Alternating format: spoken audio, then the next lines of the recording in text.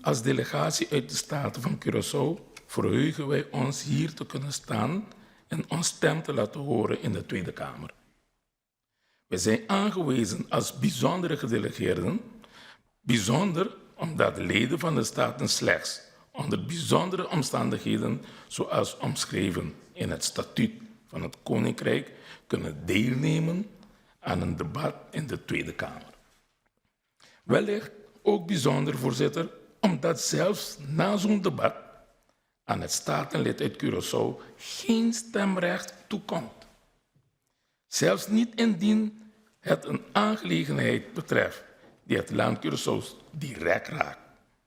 Er is dus kennelijk sprake van een democratisch deficit.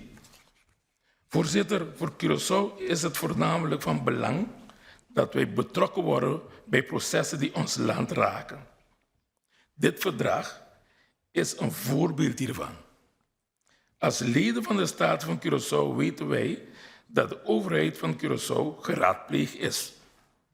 Maar juist door het bestaan van een deficit in een democratisch bestel binnen het Koninkrijk achten wij het van belang om daar waar mogelijk belangstelling te tonen en om actief te participeren in processen die ons land direct raken.